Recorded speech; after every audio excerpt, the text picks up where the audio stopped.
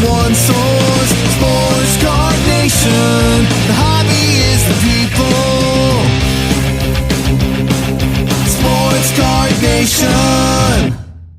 What is up, everybody? Welcome to episode 380 of Sports Card Nation podcast as we approach 400 episodes. And when you realize they're only once a week and you're approaching 400, we're in our eighth year almost, and that's crazy. But part two of our great conversation with Tim McEnery from BCW Supplies, but known for his Slabstrong or slab bumpers, and always great catching up with Tim. And straight shooter, really loves the hobby, loves doing what he's doing, and I love that. And that's important to try to love as much.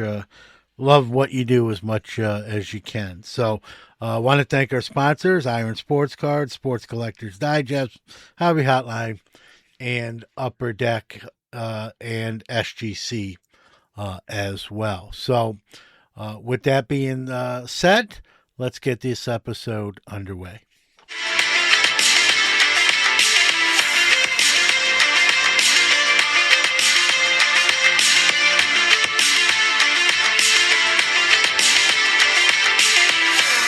But yeah, so BCW comes along. They license slab bumpers from me. And then, so after that deal was done, I actually approached the owner, Eric, and he's awesome. Dude, everyone at BCW is awesome. But I approached Eric and said, hey, look, the licensing money is great, but I need a job, right? And so they have then made me head of sports cards and memorabilia, and I work remotely. The company is in Middletown, Indiana, but I work remotely in Nashville. And it has just been amazing. So yeah, from losing my job March 15th to thinking like, okay, when this pandemic's over, I'm just going to go back to the restaurant, to now like making pretty good money, right? Sustainable, having a kid, get to rock the big hat. I get to just talk cards all the time. Like, I would have never thought that it was going to happen this way. And it's just been awesome. Like, I really can't complain. It was listen, you've heard this saying, right? It was a blessing in disguise. You didn't know it in the moment, obviously. There's no way you could know it in the moment. I'm sure anyone that's lost their employment or their job, it's scary. I don't care if you're young, you're old. It doesn't matter. I'm in the teaching profession now. I'm in my fifth year. I've always had an inkling to do it, and I just didn't do it. I kind of dragged my feet, Tim. And then I was in the transportation industry, and my company I work for, I'm not going to mention them by name, they had some bad quarterly, profit reports, and they start downsizing a little bit. And so I came into work, and my boss said, hey, we're eliminating your position, and didn't really know. That was going to happen. Like sometimes when you lose your jobs, the writing's sort of on the wall and you can sort of brace for impact. I didn't really have that, but what it did for me is, and it was the first, I'm not trying to be, I don't mean this in a conceited or cocky sort of way. It's the first time I'd ever lost a job. I've left jobs and put in my 2 weeks, but it's the first time I've ever been told you won't have finish up the day and then clean out your office. I've never been told that. So it didn't bother me as much as it was long days, 6 a.m. to 6 p.m. And it was really making me unhealthy and unhappy. So that part I didn't miss, but it's still a shock when someone tells you, like, don't come here anymore. Maybe not in those terms, but basically that's what they're telling you. But what it got me to do was like, hey, now I need to do what I've been thinking about doing. Exactly. And I did it. And, I like you, I didn't know at the time, but it was a blessing in disguise, because had that not happened, I don't think I'd still be there, but I would have been there longer in the teaching profession, a less amount of time. I just wish I should have did it sooner, but it took losing my job to put my feet to the fire to do it and get it done. Yeah. And here we are 5 years later. So I get it. It can be scary. But when the the ending's happy, and I think in both of our cases, it's very cool. And like you said, you would have if you would have scripted this, you wouldn't have scripted. You would have never came up with No. a script like this. So very cool. But listen, you grind, you put in the work, you know. And the one thing I want to ask you with the going to the Dallas show, like you said, you had 13 pretty much the show off. Did you take pre-orders there, or it was just the network and get them out there? Yeah, so I work for BCW now, and so like they're made in a different spot. But when I had met someone that had a website called Harpoon, and I contacted him. He's from Utah. I ended up saying, "Hey, can you help me build my website?" He became a partner. His buddy and father owned a what do you call it? Well, they manufactured molds. So my first product at the Like time, a production facility. yeah, production facility, but they couldn't do packaging. They could only make the actual product, and Yeah. that was in Logan, Utah, about an hour north of Salt Lake City. And so yeah, I had to learn about injection molding. Like this is all new. All this other stuff was new to me. But yeah, so it starts off made in America, Logan, Utah, and then obviously you get to a bigger corporation and things are made overseas at certain products. There's a ton of products made in the U.S. from BCW, but yeah, just the way things worked out, the way just random. I saw a guy's website and he was promoting it, and I said, "Hey, like I need a website." And at that time, I didn't know that I could just hire whoever, but his name is Dave Wilkins. He's a cool dude. I haven't talked to him much lately, but yeah, I couldn't have started it without him either, right? So. Yeah, it's been a crazy journey. I got to go to Salt Lake City. I've been there like 3 or 4 times now. It's an amazing place as well. But yeah, it's just crazy how things work out. And then I had to go to I actually went to my John and Min, great couple out in Southern California. Once I had to expand, this is before BCW comes along, I was able to go to them. They were able to get it made for me, plus packaging, plus a fulfillment facility. And at that point, that's when I went like balls to the wall, because now the product, there was bulk of it and I could just go anywhere and talk about it. But yeah, when I was down at the original Dallas Car Show, like you asked, I had 13 pieces. I gave 8 of them away. I kept 5 for myself that was actually still on slabs. And like I said, yeah, I just met a bunch of people and just started talking about it. At the time, there's competitors to the product now, but at the time there was no competitors. So people were like, "Oh, this is amazing, great idea. Like, how do you blah blah blah." So yeah, that experience, that first Dallas Car Show, and too, like I mentioned, that's the first one that came back before the pandemic, right before the national. So it was like I was able to get in front of everyone, and then by the time the national came along that year, I was able to have 3 different colors: black, clear, and red. So I got to show those off, and I would just walk around, honestly, just holding them like this. I would just walk around. When I was bored, I would tap on my chest, because the whole idea, and at that time I wasn't wearing a big hat or anything, but I just wanted people to ask, "What is that? Like, what is that on your slabs?" And I got to tell people. Yeah, it was an overall amazing experience. And also, I've always been a confident person. Don't get me wrong, but to go in front of that many people and just show off something that you don't know, like I knew it was a good idea. I had a bunch of people tell me it was a good idea, but then they start selling, John. Like they start selling, and I'm like, oh, I get a couple of big orders. So how did I meet Steve Sloan? At the time, Steve Sloan is still president of PSA. I forget how I got to him. I might have just reached out to him. I forget how. But PSA bought 1,500 Slabstrongs from me. And at that time, what they were doing, they were kind of testing the product. And they were giving the people back that went to the national just to get it re-slabbed. They would give those out. So like to go from, like I said, managing the restaurant, creating a product, and keep in mind that we know there's other grading companies, but the idea came for PSA slabs, right? That was the first brand. To have PSA actually buy them from you, bro, like that's when like my confident level was like, okay, I'm unstoppable now. All I have to do is keep my head on straight, sell myself, sell the product, and you see where it is now. Yeah, and again, that you got to get the credit for that, right?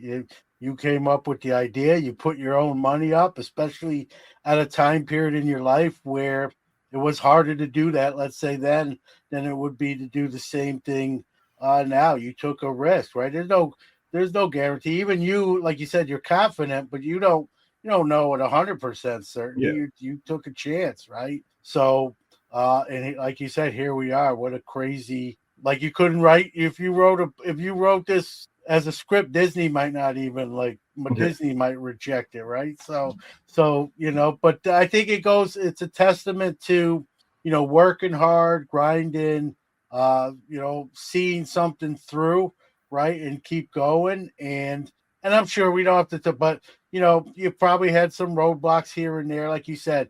You had no idea about production. You had to learn a lot of things that you like you said, I'm a restaurant guy, but I had to get out of my comfort zone and learn some things that I wasn't familiar with. But being an intelligent, smart guy, right, it was probably maybe easier for you than someone else, but still not not not a layup. You still got to put in the work and do the research and the studying and learning what it entails, and and that stuff too. But everyone thinks, well, everyone always puts too much emphasis on money too, right?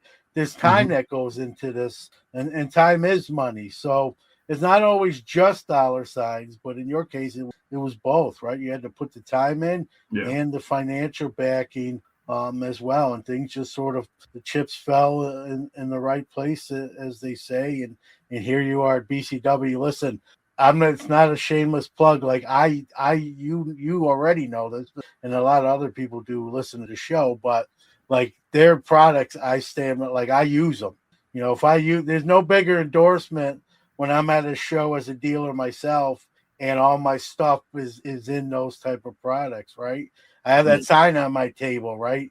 That use that code for the 10% off. So I'm not going to do that if I don't like the product, right? And the thing I love about BCW, besides in general, right, is they make stuff, and I'm preaching to the choir here, Tim, but they make stuff, when we think of supplies and we think of some of the companies, and I'm not going to mention them all, but people know them, right? Soft sleeves are, pretty similar, top loaders, right? Yeah. But BCWs make stuff that like you can't get anywhere else. No. Like you have to go get them from them. Like they're not on camera, but I have 2 card catalogs that I have a lot of my inventory in, and I didn't like them when I was in school in the library, looking through them, but for cards now, like it's perfectly designed, like it's ideal. Just go ahead. I see you. Well, I was going to say, so I believe they're on the website already for pre-sale. So if you've been to the website, people know. But we have graded card catalogs coming out next. Oh boy.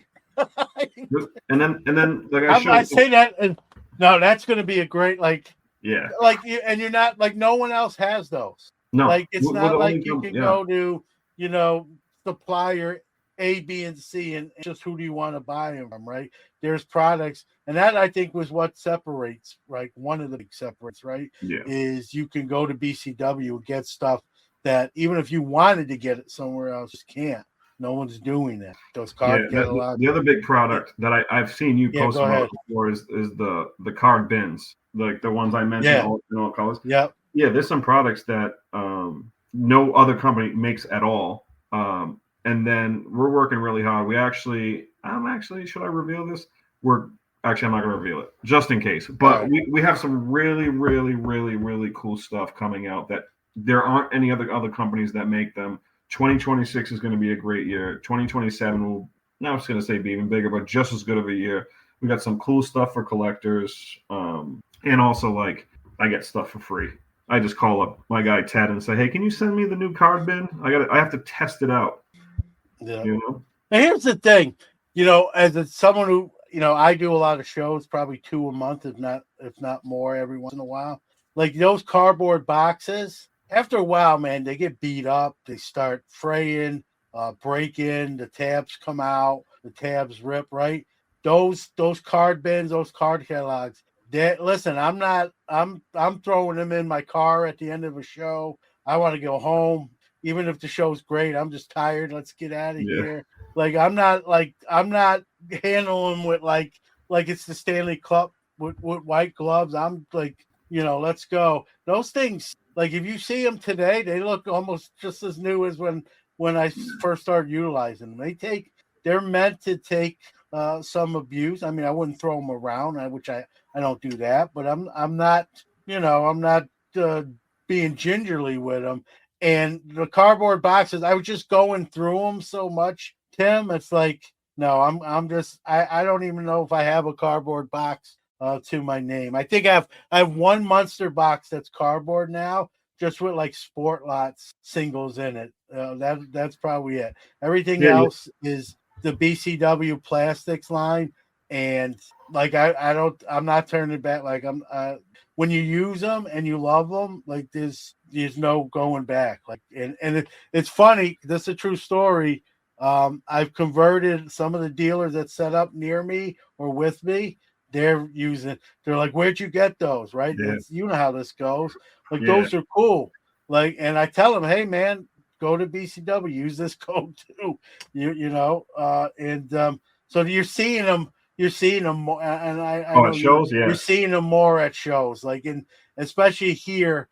From I don't want to take credit for it, but I was one of the first in the area to sort of like completely convert, and even customers who come to the table like, where'd you get those? And I always tell them, and then I have those little laminated sheets on my table with the barcode, and I like scan it, you get save 10%. So so they're huge, and big difference. And just compared to cardboard, there is no comparison. And now hearing the grading, like, signed me up yesterday. So, it's just a big difference between a cardboard box and when we say plastic, I didn't even think like this is heavy duty stuff. Like I said, I'm not gingerly handling things. I'm putting them on the table, moving them around, throw them in the back of my car, or my SUV. And if you look at them, there's hardly a scratch on them, if that's. And anyone that's used them since they saw mine, they say, man, I wish I would have known about these sooner, but I'm glad I know about it. So, and to hear some new stuff coming down the turnpike, that's cool.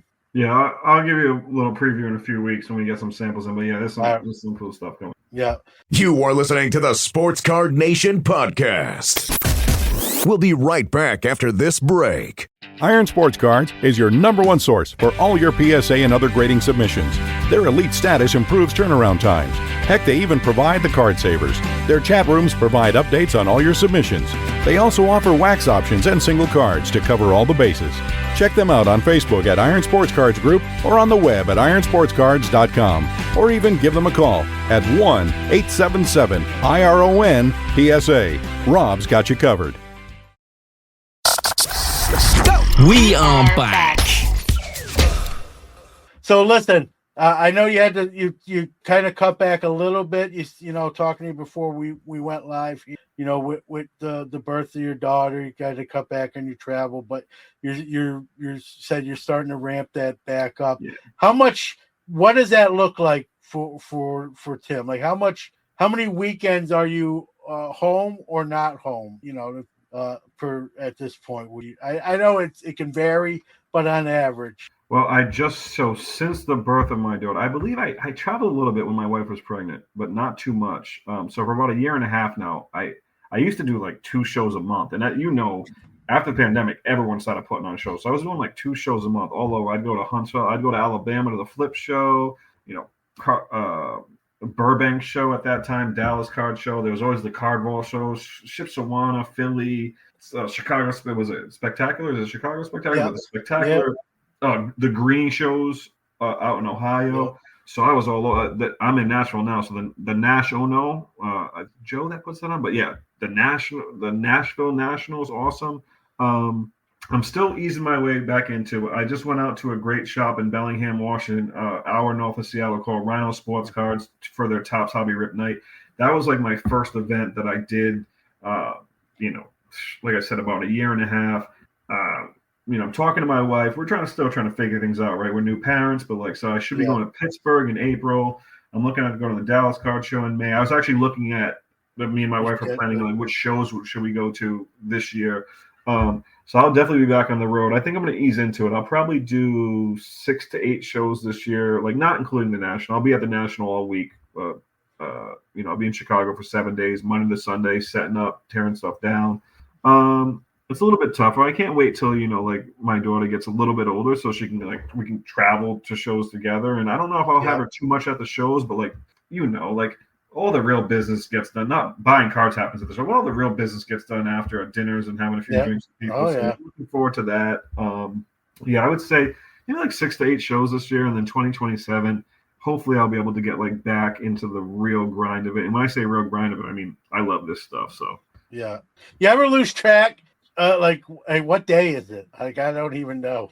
Days, hours, I always forget too, because I've lived on the East Coast basically all my life. So I'm in Nashville now, so on Central Time. That's why, I didn't even tell you that. I was just like, hey, what time? I knew you would say Eastern, so I was there at 7.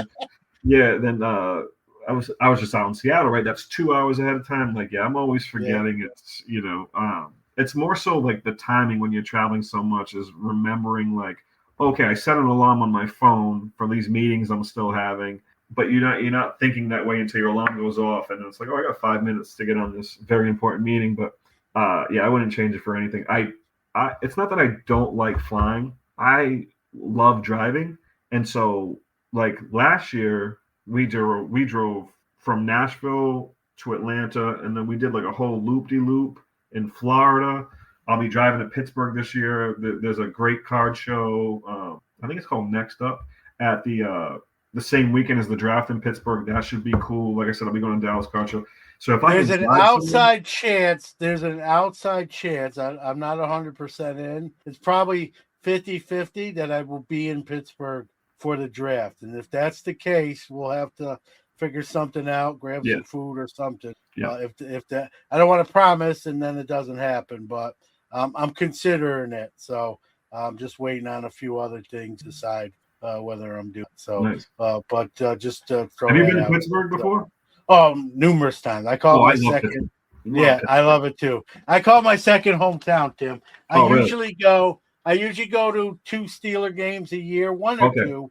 And then and then even when I go to the Steeler game, I'll stay 2 to 3 days. I'm not just coming in for the game and then leaving the same day. I'll come in a day or two before. My wife's a big Steeler fan. My son's a big Steeler fan. So sometimes it's just me and my wife. Sometimes it's me and my son. So everyone, when my son was younger, it was all 3 of us. So we make a 2 to 3 day kind of mini vacation around the Steeler game itself. So and now with them having the draft in different cities, and now that Pittsburgh has it, I'm I wish they had a higher pick, but there's rumors that they're maybe trying to trade up. I don't know. But I want to go. I'm kind of leaning to go for the event. So there's a list you get on for tickets, and if the NFL comes back and it's free, it's just you got to get selected. If I get an email saying congratulations, you have this, it'll probably just be me, but I'll probably go for a couple. Just keep that if everything falls, if the stars align, I might be at the same time. So. Yeah. That's cool. So I and kind of coming down the turnpike here, Tim, kind of wrapping it up. I do a thing. I call it the hobby magic wand. It's not obviously too bad. It's not real, but it's real for the show. I give it I don't give it to every guest, but I'm going to give it to you. You can kind of make one wish, something you want to not see anymore, something you want to see more of. You only get one hobby wish, so to speak. What would you do with it? The hobby magic wand. I would wave my magic wand, and Tops and Upper Deck would just make a wink handshake agreement to allow Upper Deck to make basketball, baseball. Did they make football cards? Yeah, they made football cards. But basketball and baseball cards again. Upper Deck. I love it. Yeah, I visited their facility before. Jason's awesome, the president. He's such a good guy. Yeah. My friend Billy works there. I just wish money's money, right? These big corporations, they don't care. But if I could wave a magic wand, even Panini, throw Panini in there too, but not for this wish. Upper Deck gets to make basketball cards at minimum, and baseball too. But Upper Deck gets to make basketball cards again, so we can get some licensed Jordan stuff in with the other guys, and we can, So that's what I would wish. Upper Deck and I like it. That's a good one, and I second that, right? In the heyday, and they have some even with their hockey stuff, which I'm privileged to get to review. They send me some stuff to review, and they have some great designs, and it's funny hearing you say that, Tim, because I say to myself, man, I wish they were still doing football, baseball, and basketball. Like with some of the designs and their innovations, like it's almost sad. They're not doing bad. Don't get me wrong, but like knowing what they could do if they had that capability, like you just said, I would love this. So you won't get it. And one of the I don't do this all the time with Tommy Magic Wand. I got to say that ranks up there as one of the best responses without making anyone else feel bad for that one. Very good, and I agree. And you know what? Maybe someday, I don't know if I'll be around. I'm older than you, so I might not be around to enjoy it, but maybe someday that happens again. Or maybe, I've talked about this on the podcast, Tim, is maybe it gets to a point where Topps even even if they have the licensing, they sublease it or say, hey, give us so much and you can do 3 products or whatever. I'm not predicting it. But it's not beyond, probably not in the next 3 to 5 years, but I'm not saying it's out of the realm of possibility down the line. Topps paid a lot of money for that, and so maybe it'll get to a point where there might be a necessity almost. I say Topps, but we know it's Fanatics, but you know what I mean. So who knows? And if the day comes, I will be right there at the front of the line cheering that on. Like if they told me there's going to be, call it what year are we in? If they said in 2030 there's going to be an Upper Deck Topps/Fanatics basketball product, I would spend the money pre-sale tomorrow. Yeah, I agree with you.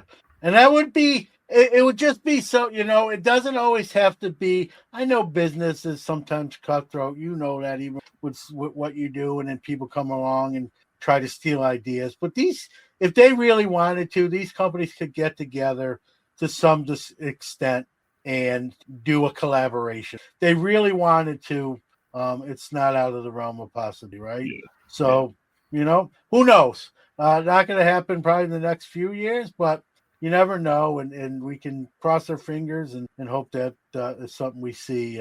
You're younger than me, so you got a better chance at seeing it than I do, but hopefully we both get to see that and enjoy it, from remembering it from the era when it was in real time and happening. So, Tim, as always, I give the guests kind of the last word. Give out any social media, website, wherever you want people to go see what you're doing, BCW. There's no time, take your time, give out all that info. Yeah, I think I can still be quick. Yeah, so, I love talking cards. Anyone out there want to talk about cards or ask, even if you're just trying to sell cards, message me. I don't care if it's a bot.